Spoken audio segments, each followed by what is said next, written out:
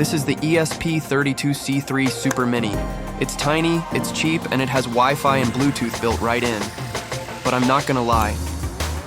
If this is your first time dealing with microcontrollers, it can feel kinda confusing.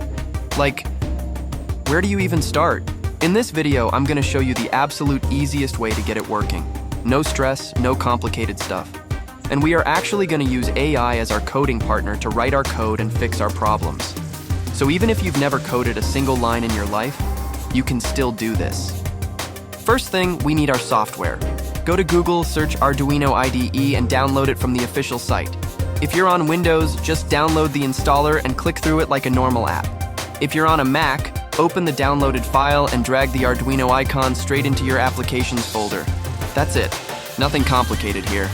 Now we're ready to actually set things up. Now here's the important part. Right now, your computer doesn't understand this specific ESP32 board yet, so we need to teach it. Go to Preferences, find this box called Additional Boards Manager URL, and paste the official ESP32 link right there. I'll put it in the video description below so you can just copy and paste it. Click OK. Then go to Boards Manager, search for ESP32, and install the package by Espressif Systems. This step basically unlocks full ESP32 support inside your Arduino software. Now plug your board into your computer. Quick tip, use a proper data cable. Many USB-C cables, especially for charging phones, only carry power and won't work here. Now back in the Arduino IDE, go to Tools, Board, ESP32, and select ESP32-C3 Dev Module. Next, go to Tools, Port. Here's how you don't get lost. If you're on Windows, you are looking for a COM port, like COM3 or COM4.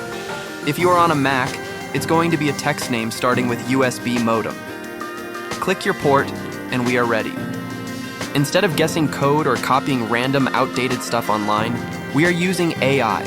I just typed, give me a simple blink code for ESP32-C3 Super Mini using GPIO 8. And boom, it gave me this clean, simple code. It even reminds us that this board uses inverted logic, meaning sending a low signal turns the light on. I'm just gonna copy this code, delete whatever is currently inside my Arduino IDE, and paste this right in. No stress, no syntax headaches. Now hit that upload arrow in the top left. If it works first try, perfect. But if you see a bunch of scary red error text down here, do not stress and do not start guessing. This is exactly where our AI partner becomes your ultimate superpower. If you get any error at all, simply highlight the entire text block at the bottom of the screen, copy it, and paste it right into the AI. I ask it, why am I getting this error on my ESP32-C3 and how do I fix it?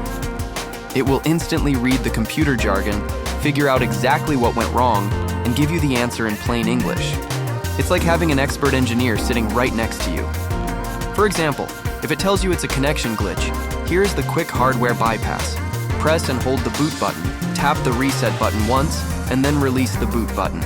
Hit upload again, and it will force the code through 100% of the time. That's it.